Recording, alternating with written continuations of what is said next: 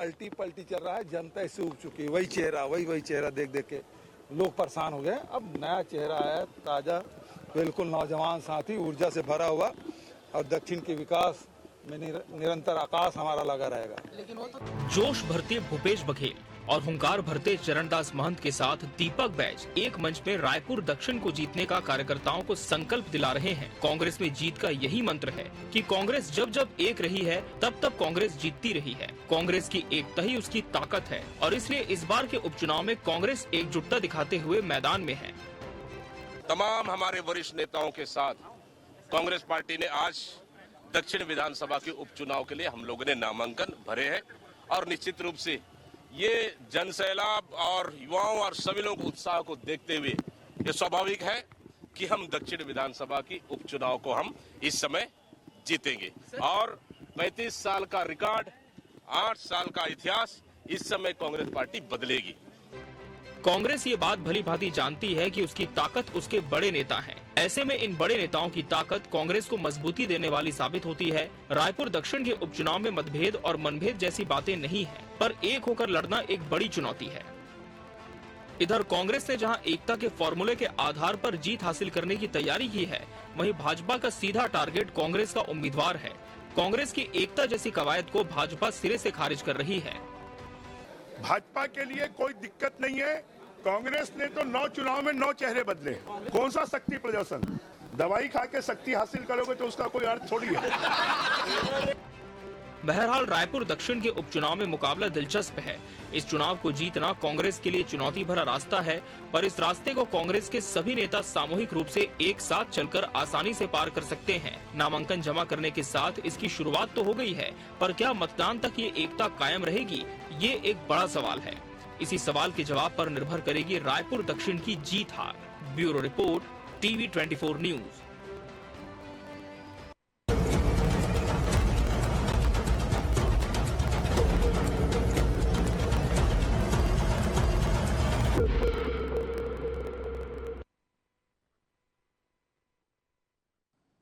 नमस्कार, मैं हूं मोहन तिवारी। आज के मुद्दे में आपका स्वागत है और आज का मुद्दा हमारा आधारित है रायपुर दक्षिण के चुनावी समर पे, और जहां एक फार्मूला लेकर कांग्रेस सामने आई है जो कि उसकी एक कमजोरी भी रही है और वही उसकी अब ताकत बनने वाली है। एक रहेंगे तो जीत के रहेंगे, ये वो नारा है जो कि आज आकाश शर्मा के नामांकन के दौरान कांग्रेस के सभी बड़े नेताओं ने न केवल दोहराया बल्कि कार्यकर्ताओं को संकल्प भी दिलाया कि वो सारे लोग एक साथ मिलकर ये दक्षिण का चुनाव लड़ें। दक्षिण का किला काफी कठिन है, ये सीट बीजेपी की गढ़ सी बन गई है। ऐसे में इस गढ़ को भेदने के लिए कांग्रेस को एकजुट होना ही पड़ेगा। क्या कांग्रेस एकजुट हो पाएगी, इसी विषय पर आज चर्चा करेंगे। मिल लेते उन मेहमानों से जो इस चर्चा में हमारे साथ रहेंगे। हम बहुत स्वागत करेंगे। हमारे साथ इस पूरे प्रकरण में कांग्रेस का पक्ष रखने के लिए मौजूद है शिव सिंह ठाकुर जी, बहुत स्वागत है आपका। हमारे साथ इस मामले में राजनीतिक विश्लेषण शेयर करेंगे वरिष्ठ पत्रकार मनीष वोरा जी, बहुत स्वागत करेंगे आपका। और बीजेपी का पक्ष रखने के लिए हमारे साथ हैं अमरजीत छावड़ा जी, बहुत स्वागत करेंगे आपका। तो तीनों मेहमान हमारे साथ बने हुए हैं और जैसा कि हमने बताया कि आज कांग्रेस ने बड़ी एकजुटता दिखाई, बड़ा शक्ति प्रदर्शन किया। बीजेपी का अलग नजरिया हो सकता है इस शक्ति प्रदर्शन का, लेकिन संदेश जरूर गया है कि जो बिखरी बिखरी सी कांग्रेस दिखती थी वो इस उपचुनाव में कम से कम एक मंच में दिखाई दी है। अब ये सिलसिला कब तक आगे जारी रहेगा। चलते हैं शिव सिंह जी के पास और उन्हीं से समझते हैं। शिव जी, पिछला चुनाव जो आप लोग हारे उसमें एक बड़ा कारण यही था कि कांग्रेस एकजुट नहीं हो पाती। उन सारी गलतियों से सबक लेते हुए इस चुनाव में गलतियां नहीं दोहराई जाएगी, ऐसा भरोसा दिलाएंगे क्या, और इस चुनाव को अच्छे से लड़ेंगे एकजुट होकर? देखिए मोहन जी, पिछला चुनाव भी हमने बहुत ही मजबूती से लड़ा और सारे लोग नेता एक होकर लड़े थे। इसका सबूत ये था कि सारे एजेंसीज जो टीवी चैनल से लेकर पत्रकार जो चैनल चलाते हैं, उन लोगों ने कहा था कि कांग्रेस की सरकार बन रही है। कोई एंटी इनकम्बेंसी नहीं थी, सारे मुख्यमंत्री भूपेश बघेल जी के नेतृत्व में सरकार बनने जा रही थी। लेकिन भारतीय जनता पार्टी ने जिस प्रकार से छलावा किया और महतारी वंदन के नाम से जो है महिलाओं को हम जो है 1000 रुपये देने का जो वादा किया, और वो और भी कई चीज़ें जो छलावा करके हमारी जीत को छीने, उसका जो दुष्परिणाम अब यहाँ छत्तीसगढ़ के लोग भोग रहे हैं। जिस प्रकार से बिजली बिल और की जो वृद्धि हो रही है, शराबबंदी की बात किए थे कि हमारे 5 साल बोलते थे भारतीय जनता पार्टी शराब कब बंद करेंगे, शराबबंदी कब करेंगे, और आज सर तो इस प्रकार से मैं बोलना ये चाह रहा हूँ कि हमारी सरकार बहुत ही मजबूती से चल रही थी और होती, अब हम एक होके लड़े थे, अब हम आते हैं, अभी भी हम एक होके लड़ रहे हैं। इस बार जो है इनकी 8 से 9 महीने की सरकार होने जा रही है और इस सरकार में जितने भी दुष्कर्म हो रहे हैं, महिलाओं को के साथ जो अत्याचार हो रहा है, चोरी हो रही है, डकैती हो रही है, गैंगस्टर हो रहा है, नशे की दवाइयाँ जो है, गांजा जो है, इस प्रकार से जो है गांजा का खेप आ रहा है और नशीले जो है पदार्थें इतना ज़्यादा युवा जो है नशे में धूत हो गए हैं। ये सब चीज़ें हमारे लिए मुद्दा रहेगा और हम सब एक हैं। जिस प्रकार से सुनील सोनी जी 2 बार महापौर रहे और 1 बार सांसद रहे और इन्होंने जो है निष्क्रिय, मतलब 2 बार महापौर होने के बाद इन्होंने दक्षिण विधानसभा में कौन सा ऐसा काम किए हैं जो बता दें। सांसद होने के बाद अपना डीएमए फंड में कितना जो है इन्होंने जो है दक्षिण विधानसभा को दिया है, उसका खाका ये प्रस्तुत करे कि डीएमए फंड में जो करोड़ों रुपए मिलती है इनको खर्चा करने के लिए। तो इस बार का जो चुनाव हम जीत रहे हैं, हमारे पास युवा प्रत्याशी है जिसके ऊपर कोई आरोप नहीं है और जो है इसके ऊपर केवल भारतीय जनता पार्टी के बृजमोहन अग्रवाल जी बोलते हैं कि ये विधायक है, मैं विधायक हूँ। ये कैसा बृजमोहन अग्रवाल जी बोले 2 विधायक कैसे होगा? जनता को किस प्रकार का छलावा दे रहे हो आप? एक छाया विधायक रहेगा, एक विधायक रहेगा, ये तो नई परिपाटी चालू कर रहे हो। ठीक है, आएंगे, चलिए। ये है कि हमें एकता है और इस बार हम जीत रहे चुनाव मजबूती से। ठीक है, चलिए। ये हर बार हमें सुनने को मिलता है, लेकिन इस बार दिख भी रहा है, लेकिन इसका धरातल पर क्या असर है, क्या ऐसी चीजें धरातल पर हैं, वो जान लेते हैं मनीष वोरा जी के पास चल के। वोरा जी, आप लंबे समय से कांग्रेस की राजनीति को देख रहे हैं। हम देखते हैं कि ऐसे हाथ पे हाथ लेके फोटो खिंचा लिया जाता है, पर उनके जो समर्थक हैं, जो नेता बड़े हैं, जो संभालते हैं कमान, वो सारे लोग क्या एक हैं? क्या दिखता है क्या इस बार कांग्रेस एकजुट होकर दक्षिण में लड़ेगी चुनाव? देखिए मोहन जी, निश्चित रूप से ये बात तो तय है कि कांग्रेस एक बड़ी पार्टी है, बड़ा राजनीतिक दल है, लेकिन एक चीज ये भी है, मैं हर बार जितनी भी दक्षिण विधानसभा को लेकर के डिबेट में बैठा हूं, उसमें मैंने इस बात को कहा है कि कांग्रेस के लिए माहौल तो निश्चित रूप से बहुत अच्छा है, लेकिन उस माहौल को कांग्रेस कैसे भुना पाती है ये उसके ऊपर डिपेंड करेगा। और यदि कांग्रेस एक होकर लड़ती है तो मुझे लगता है परिणामों को प्रभावित करने में कामयाब होगी। और कांग्रेस को हराने के लिए किसी और की जरूरत नहीं, कांग्रेस को हराने के लिए कांग्रेस के लोग ही काफी होते हैं। ये बात मैंने हर बार कही, हर डिबेट में कही, आज भी इस बात को कह रहा हूं।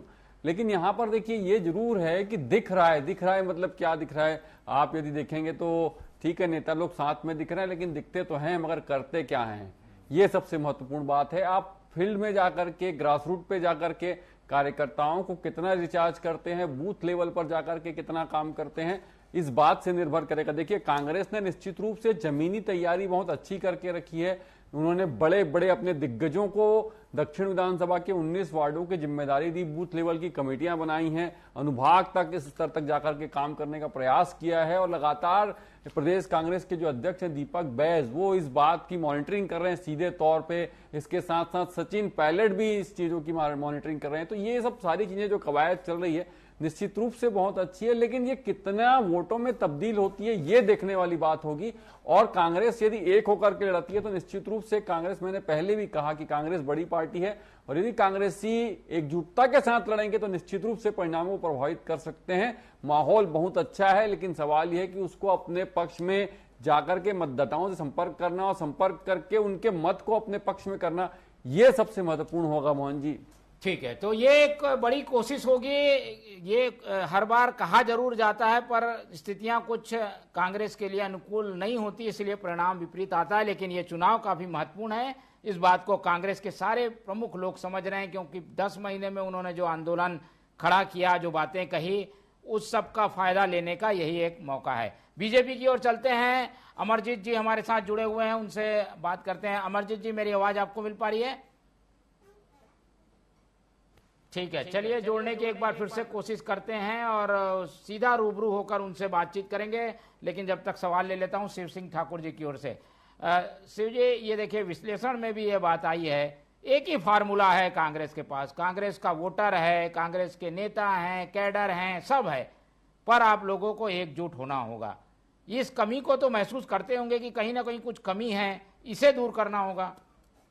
नहीं, बिल्कुल मोहन जी, पूरे कांग्रेस के नेता हमारे पूर्व मुख्यमंत्री भूपेश बघेल जी, चरणदास महंत जी और दीपक बैज जी और टीएस सिंहदेव जी, सभी नेता अब एक मंच में हैं और सब के सब आकाश शर्मा को टिकट दिलवाने में सारे लोगों ने जो है सहमति जताई है और उसके आधार पर टिकट मिला है और ऐसे व्यक्ति को टिकट दिया गया है इस बार की कोई इस पर जो है आरोप प्रत्यारोप भी नहीं लगा पाएगा, क्योंकि ये आकाश शर्मा जो है एनएसयूआई की राजनीति से जो है अपनी राजनीति के प्रारंभ किया है। यही एनएसयूआई के वार्ड में रहा, फिर जिले में रहा, फिर प्रदेश का अध्यक्ष रहा, उसके बाद यूथ कांग्रेस में रहा है। उस व्यक्ति को कांग्रेस पार्टी हमारे हाई कमान ने टिकट दी है, जो दरी उठाता है, कांग्रेस भवन में झाड़ू भी लगा देता है, कांग्रेस पार्टी के लिए इतना समर्पित है कि झंडा डंडा उठाता है और कांग्रेस के हर कार्यक्रम में बढ़ चढ़ के हिस्सा लेता है। और रायपुर शहर हो या पूरा प्रदेश में जब भी कोई आंदोलन हुआ है जनता के तकलीफ को लेकर, जनता की कोई समस्या को लेकर, ये बढ़ चढ़ के हिस्सा लिया है। तो इस प्रकार से बहुत अच्छा कैंडिडेट है जिसको लेकर सारे नेता जो है एक राय में हैं। ठीक है, कैंडिडेट को लेकर कोई ऐसी भावना दुर्भावना नहीं है, इसलिए ऐसा लग रहा है कि नेता एक साथ आएंगे। मुकाबला लेकिन बीजेपी से है। अमरजीत जी, हर बार जो चुनाव होता है दक्षिण का, उससे यह अलग चुनाव है। बृजमोहन जी मैदान में नहीं है। दूसरा उपचुनाव में कांग्रेस एकजुट होकर लड़ रही है, बड़े नेता एक साथ दिखाई दे रहे हैं। कितना इसको चुनौतीपूर्ण मानते हैं आप लोग? देखिए, दक्षिण विधानसभा का चुनाव कोई चुनौतीपूर्ण चुनाव नहीं है। कांग्रेस एक बार नहीं लगातार 8 बार यहाँ हार का सामना कर चुकी है।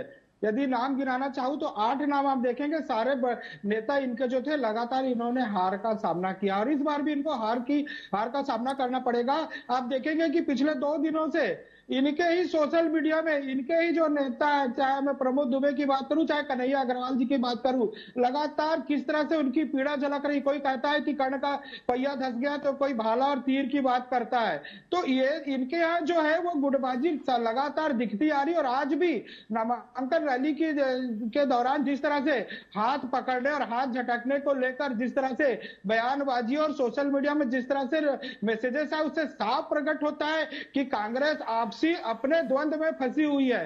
भारतीय जनता पार्टी ने एक योग्य प्रत्याशी को चुना जिसको जनता जानती है। आज यदि जनता के बीच में जाकर आप पता करना चाहेंगे आकाश शर्मा कौन है, तो मैं समझता हूं 100 में से 2 लोग भी नहीं बता पाएंगे कि आकाश शर्मा कौन है। इसलिए आकाश शर्मा को इस चुनाव में एक अपनी पहचान बनाने का समय मिला है। वो निश्चित ही इस चुनाव के बाद, हार के बाद थोड़ी बहुत पहचान अपनी बना लेंगे। लेकिन देखिएगा दक्षिण विधानसभा का किला एक अजय किला है। लेकिन ये जो चुनाव है, आकाश शर्मा नहीं लड़ रहे हैं, पीछे से दीपक बैज है, पीछे से भूपेश बघेल हैं, पीछे से चरणदास महंत है। इन सबके समर्थक पहले से हैं। आकाश नया हो सकता है लेकिन इनके तो पहले से समर्थक हैं काफी संख्या में। तो ये नहीं है चुनौतीपूर्ण आपके लिए?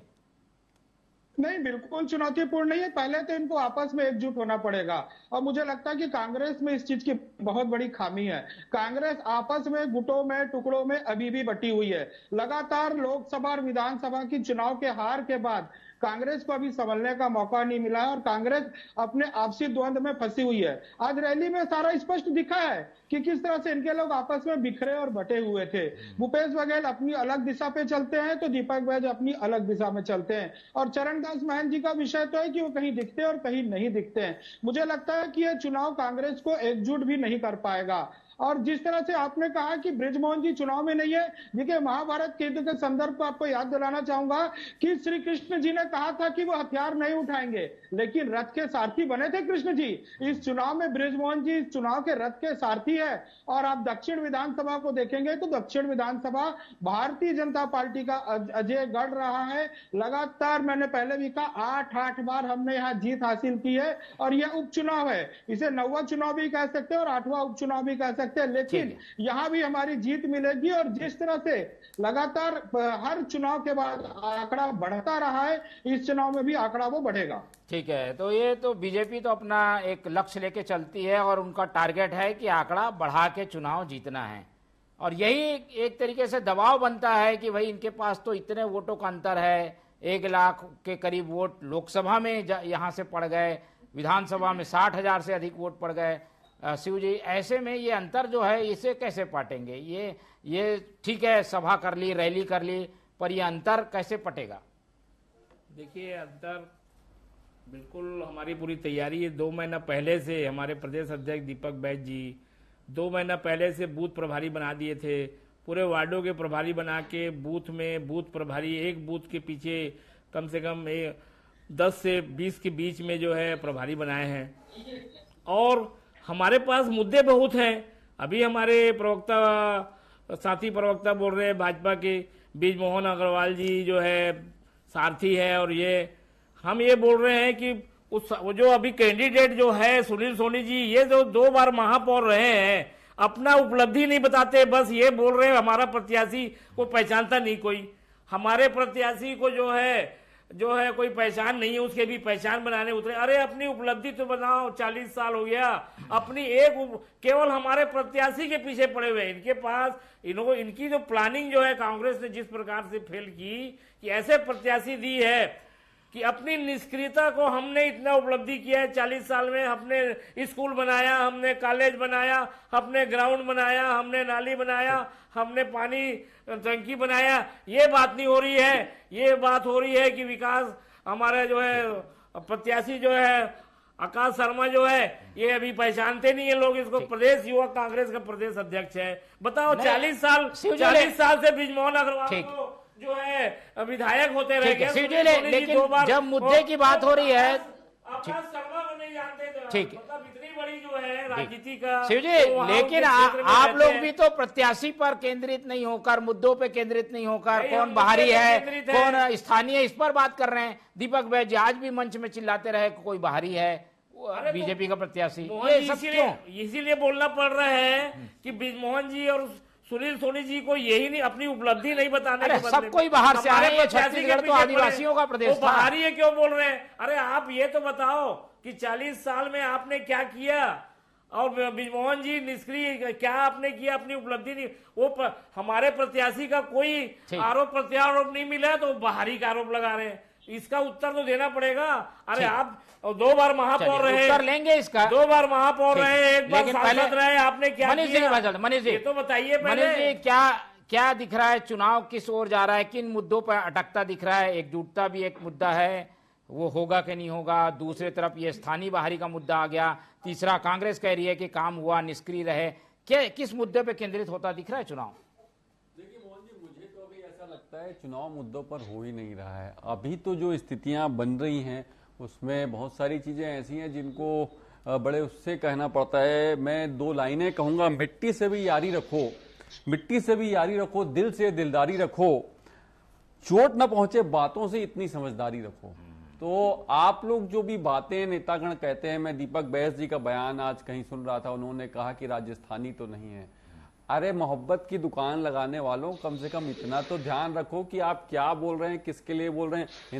राजस्थान भी हिंदुस्तान में आता है। राजस्थानी क्या हिंदुस्तानी नहीं है क्या? क्या राजस्थानी होना पाकिस्तानी होना हो गया क्या? इस बात को भी उनको समझना होगा। इस प्रकार की बातें एक पार्टी का प्रदेश अध्यक्ष स्वयं इस तरीके की बातें कह रहा है, क्षेत्रवाद को लेकर के बात कर रहा है। कांग्रेस जिस बात को लगातार कहती है कि हम सर्वधर्म समभाव में विश्वास रखते हैं, हम क्षेत्रीयता पर विश्वास नहीं रखते, हम जातिवाद पर विश्वास नहीं रखते, उनका प्रदेश अध्यक्ष सीधे तौर पे एक बार नहीं 2-2, 3-3 बार इस प्रकार की बातें पड़ेगा क्या? इसका क्या इम्पैक्ट होगा? बिल्कुल निश्चित रूप से पड़ेगा मोहन जी। ये चुनावी समय है, यहाँ पर तो बोली गई हर बात जो है आपकी, मैंने कहा ना कि कम से कम बातों से किसी को चोट ना पहुंचे, इतनी तो समझदारी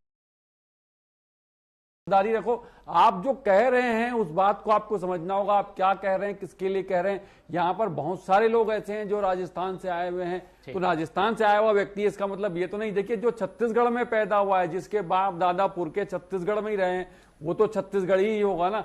आप इस बात को लेकर के क्या बताना चाहते हैं? इसके पहले भी कांग्रेस ने इस प्रकार की बातें लगातार छत्तीसगढ़िया, गैर छत्तीसगढ़िया और छत्तीसगढ़ की अस्मिता, छत्तीसगढ़ की संस्कृति, सारी बातों को लेकर उतर गई है कांग्रेस। असली बात जी हाँ, मैंने वही कहा ना, मुद्दों पर बात नहीं, मुद्दा तो कोई बनाने का प्रयास ही नहीं हो रहा है। जो चीजें हैं उनको सामने नहीं रख रही।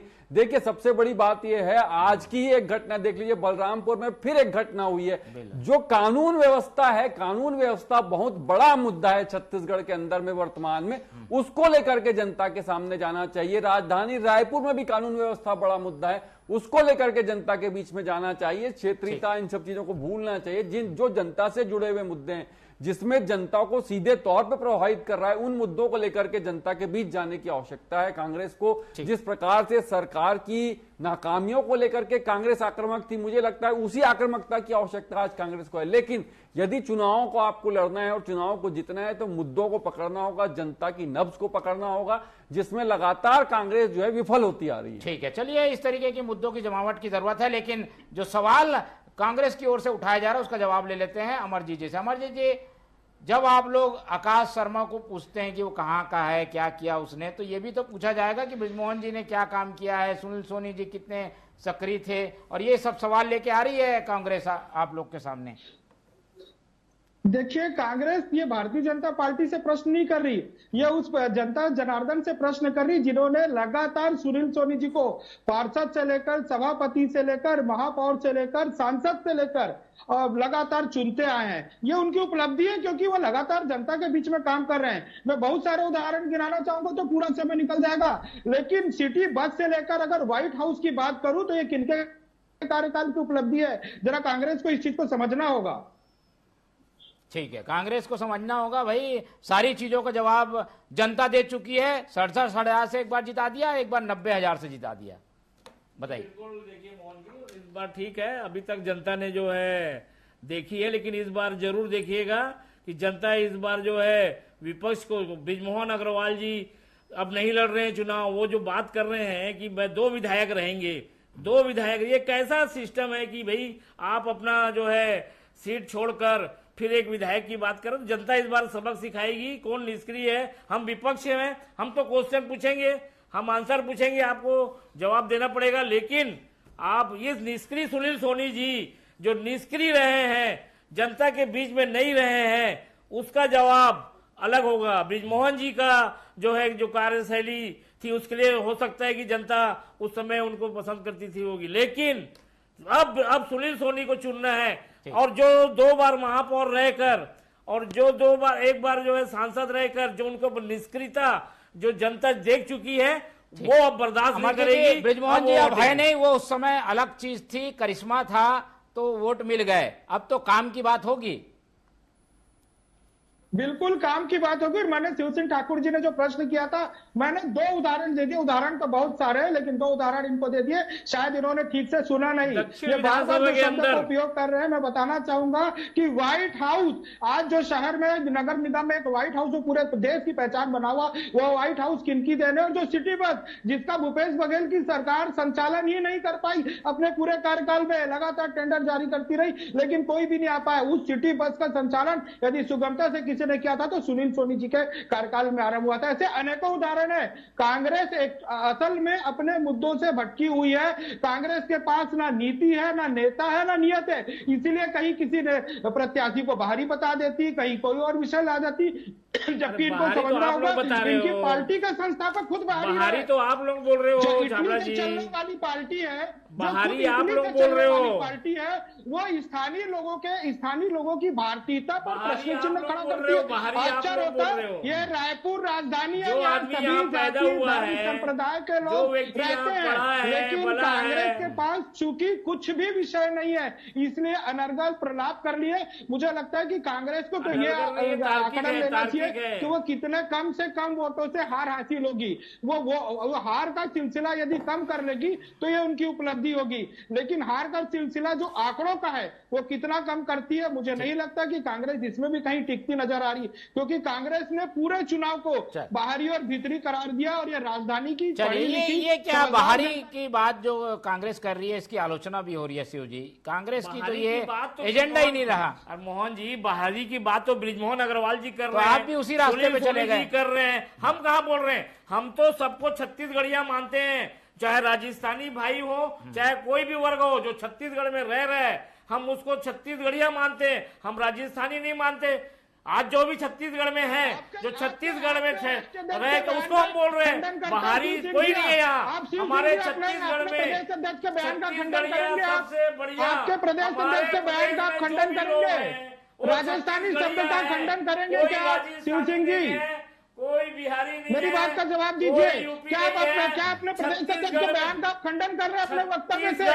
मुझे लगता है कि आप अपने प्रदेश अध्यक्ष के बयान का खंडन कर रहे हैं। यदि आप उनकी बातों पर कायम है तो बोलिए कि हाँ उन्होंने ठीक कहा, और यदि आप उनकी बातों पर कायम नहीं तो बोलिए उन्होंने गलत कहा। मुझे लगता है कि आप अपने प्रदेश अध्यक्ष की बातों पर भी कायम नहीं है, कहीं तो स्थिर रहिए। उपलब्धि को बताने के बदले में जो है बाहरी का मुद्दा ला रहे हैं। हमारे भाई जो भी चलिए आखिरी का कमेंट चलिए, चाहे बिहार से आए हैं, सब हमारे भाई सब एक हैं, लेकिन ये बता, लेकिन आप ही लोग बता रहे हो भाई कि सब एक हैं, ये भी कह रहे हो, साथ में आप बता रहे हो। हम तो राजस्थान से जो राजस्थानी, उनका कहना है कि भाई राजस्थान में जो व्यक्ति रह रहा है तो क्या राजस्थानी यहाँ चुनाव नहीं लड़ सकता? छत्तीसगढ़ में जो भी रह रहा है, हमारा जो भी भाई है, चाहे यूपी हो चाहे बिहार हो चाहे चाहे राजस्थान हो, मोल्ड किया जा रहा है। मनीष जी कोई बोल के देखे कि हम छत्तीसगढ़ नहीं है। मनीष जी क्या देखते हैं? चलिए मनीष जी की ओर लास्ट कमेंट। चलिए हो गई, आ गई बात, आ गई आपकी बात आ गई।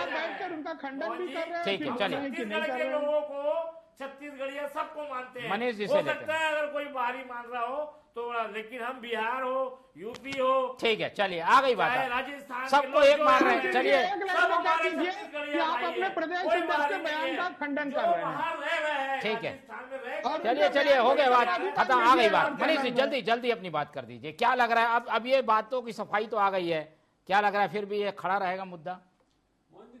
चुनावी समय है और लगातार इस प्रकार के, ये तो मुझे लगता है एक बयान, इस प्रकार के बयान लगातार दोनों ही पक्षों की तरफ से देखने को मिलेंगे। जैसे जैसे चुनाव का मतदान की तिथि नजदीक आएगी, इस प्रकार का जो वाक युद्ध है वो लगातार चलते रहेगा। और मुझे लगता है कि मुख्य मुद्दे जो जनता से जुड़े हुए मुद्दे हैं, जिनको लेकर के जनता के बीच जाने की आवश्यकता है, उन मुद्दों को लेकर के लड़ने की आवश्यकता है, चाहे वो कांग्रेस हो चाहे भारतीय जनता हो। निश्चित रूप से कांग्रेस ने नया चेहरा दिया है, फ्रेश चेहरा है, युवा चेहरा है, मगर उसके साथ साथ मुझे लगता है कि कांग्रेस को उस चेहरे के साथ एकजुट होकर के खड़े होने की आवश्यकता है। जिस मुद्दे को लेकर के हम आज यहाँ बैठे हैं, निश्चित रूप से वो बड़ा मुद्दा है। कांग्रेस यदि एक होकर के लड़ेगी तो मैं फिर कह रहा हूं कि वो परिणामों को प्रभावित करने में कामयाब हो सकती है।